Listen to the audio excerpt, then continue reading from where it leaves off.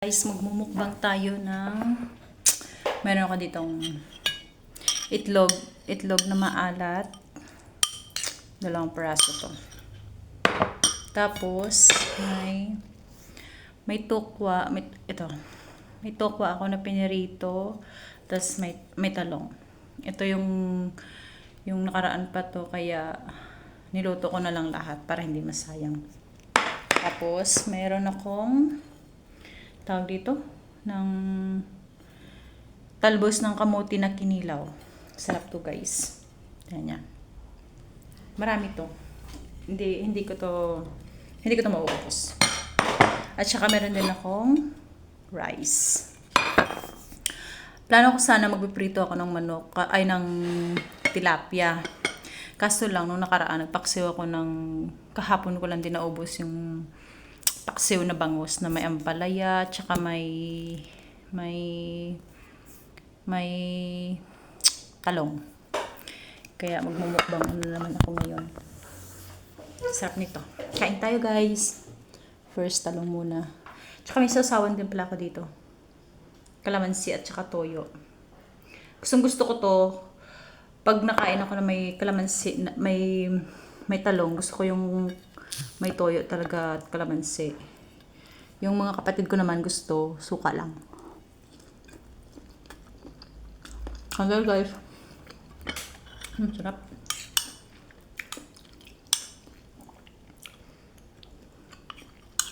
Daming ano to eh. Daming ano to. Daming tawag dito. Sibuyas. Tsaka konting kamatis na nilagay ko kasi naglagay ako sa kilawin ng talbos ng kamote.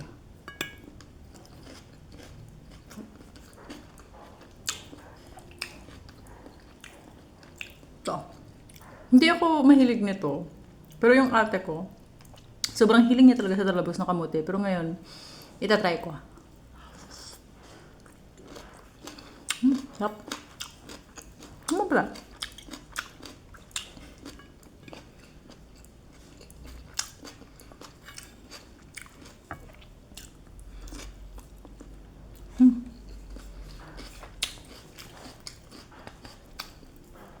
Tokwa. Yung tokwa, guys, binili ko lang to sa Dali store. Sarap nga. Sarap to yung may bagoong.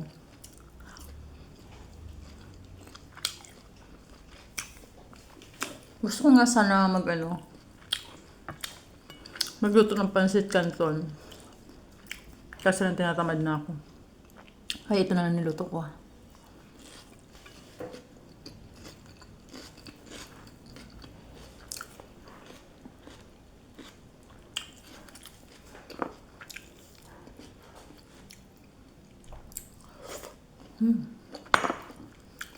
Ako lang isa nito ang kakain.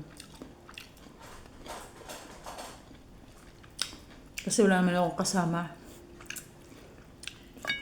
Ako lang mag-isa dito sa bahay. Yung mga amo ko darating pa ng 6 pa ng August. Next week pa. Next week pa sila darating galing Europe. Umuwi sila nung June 28. Umuwi sila sa kanila.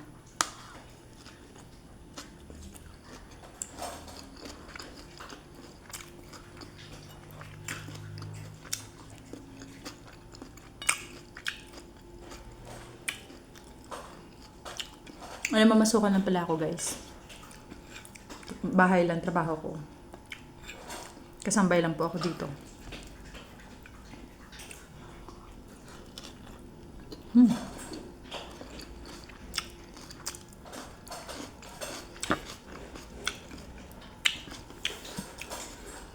Sa amin sa Negros, hindi ako mahilig magkumain ng talbos. Pero nung sinabi ng ate ko na kain ka din ng talbos kasi naaano niya sa akin na sabi niya hindi ka na kumakain ng gulay. Hindi naman talaga ako mahilig sa gulay. Pero ngayon, pipiliin ko sa ko kumain ng gulay. May mga sustansya.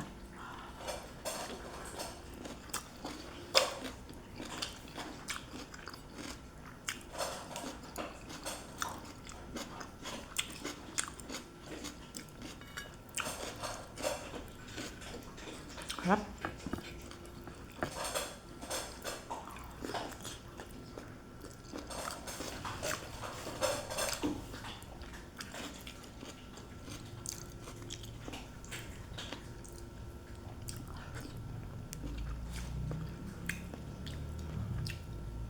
Mag-aalas 11 na rin din naman sa amin.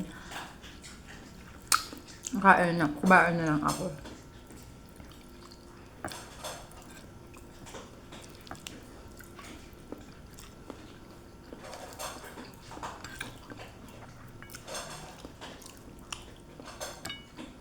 Ang sarap pala ng kamote na to.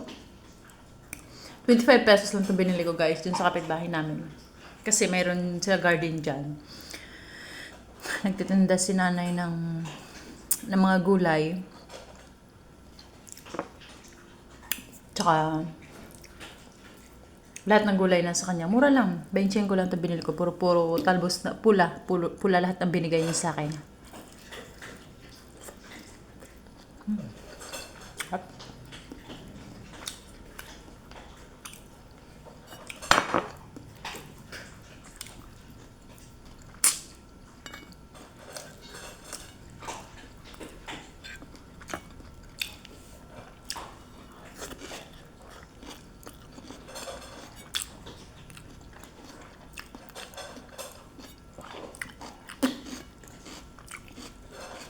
Wala kasi akong mic.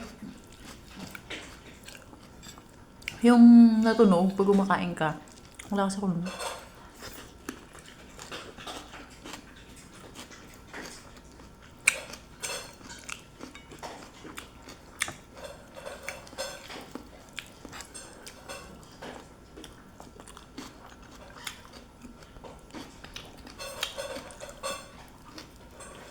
Ayun guys, isang buwan na puro kain tulog lang ako. Nananaba ako.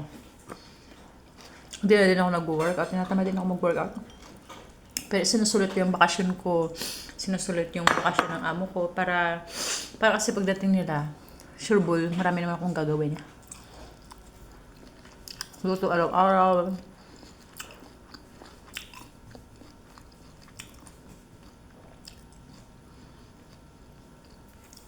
Pag nandito yung amo ko, yung menu ko araw-araw is 4 na piraso. Ay yung menu ko lagi. Kasi hindi lunch, dinner lang din sila nandito. Pero pag tanghali, pag may pasok, hindi sila nagla-lunch dito. Nagprepare ako ng baon, nagigising ako alas 4 para gumising, para magluto para sa kanila. Kasi naalis sila alas 6 eh.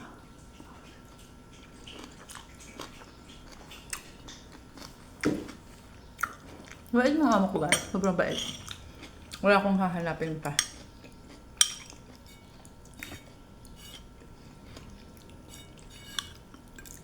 Sarap.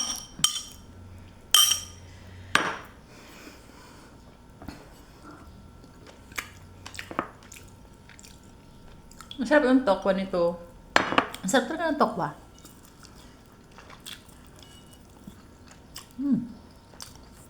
Sarap.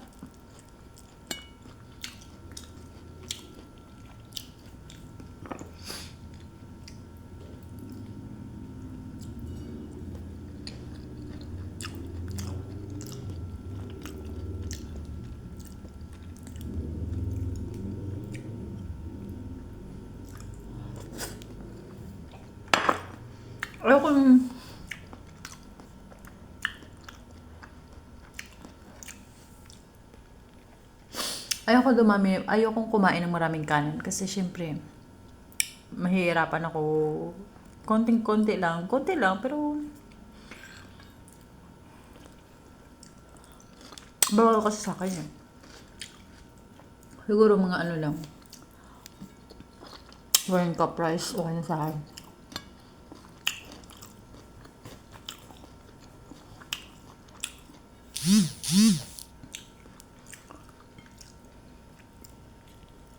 Bukas ulit, sabi ni nanay. Talbos ng kamote ulit ng kakainin ko. Parang gusto ko na yung araw-araw ako maggaganito, talbos ng kamote. Healthy naman to. Healthy kasi to eh. Lalo pa anemic ako.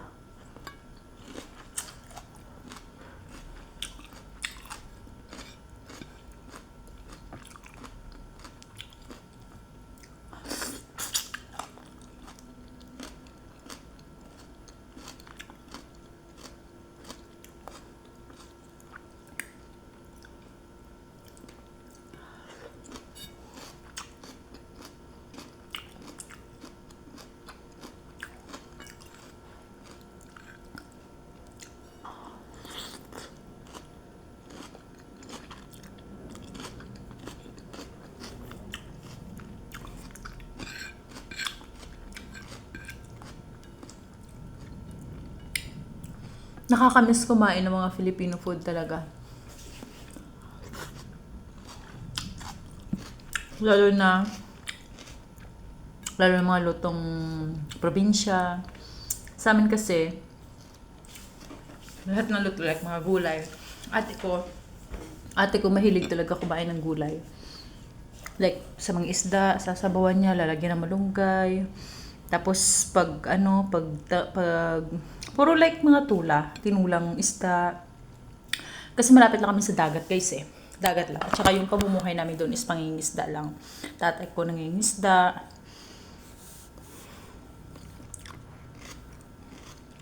Yung mga fresh na, yung mga pusit. Ang sarap nun.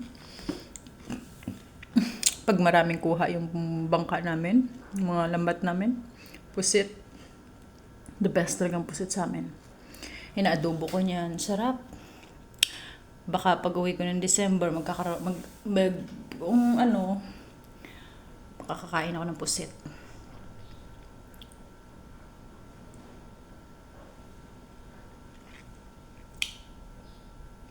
Mahal kasi ng pusit dito sa Manila.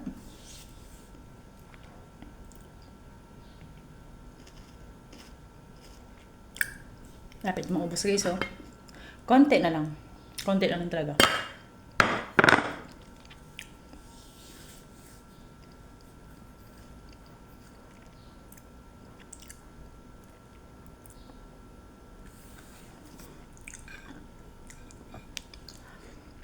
Hot.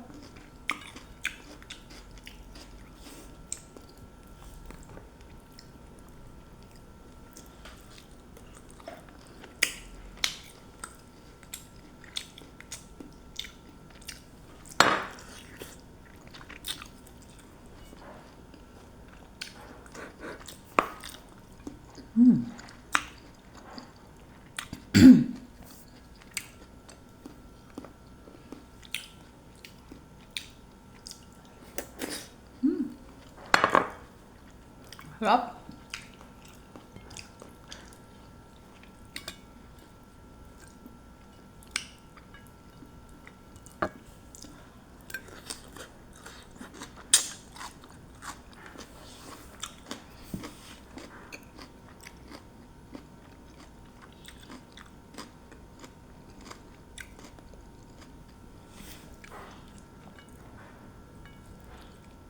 Ang iba, ang ganda nila pag kumain kasi yung may microphone sila, yung tumutunog ba?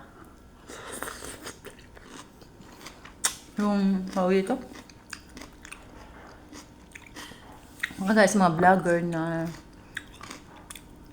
pag pag nagmumukbang, magkano kaya yun?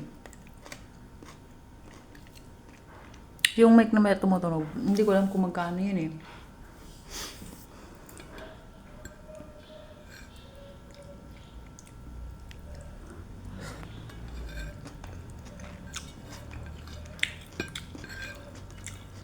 Masarap guys yun.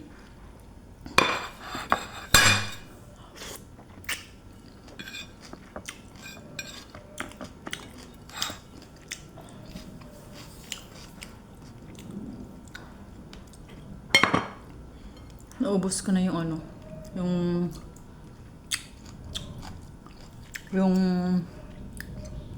bagoong. Yung itlog na maalat. Naubos ko na.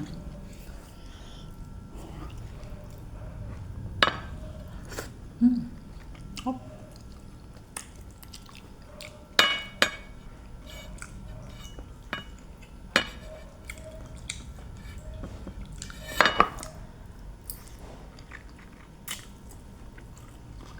Hop.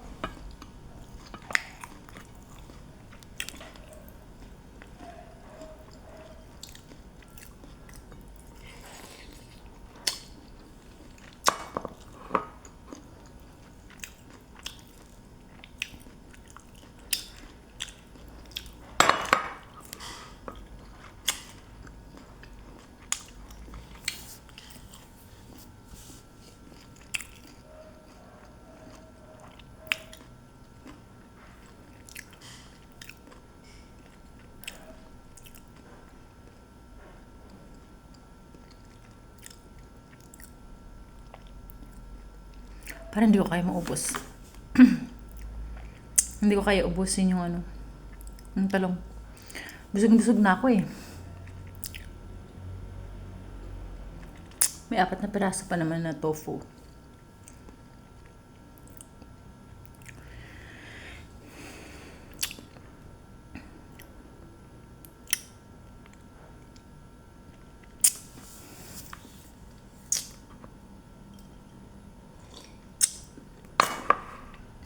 Tap.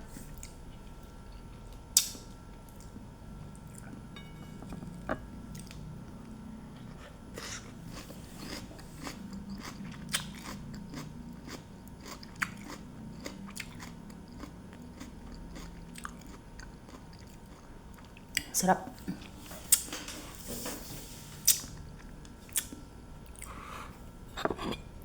Gusto ko yung sauce ng ano, nung itlog na maalat, ang sarap. Tsaka yung anong tawag dito, yung hinalo ko hinalo ko sa kamote, sa labos ng kamote, hinalo ko. Ang sarap ng sabaw. Asim. Ang sarap. Okay guys, hanggang dito na lang yung mukbang natin. Hindi ko na kaya ubusin. Pero konti na lang din naman. Siguro ipaprepare ko lang to for dinner. Kasi ang plano ko, hindi ako magluluto ng dinner. Ito na lang yung lunch. Ito na yung lunch. Tapos mamayang hapon, kakain na lang ako ulit. Maaga pa naman eh. Hindi naman ako nag-breakfast. Kaya kumain na ako ng maga hanggang lunch. Tapos pang alas 5 siguro kakainan din ako ng hapunan. Excuse. Thank you guys. Hanggang dito na lang. Busog na talaga ako. Thank you for watching. Bye.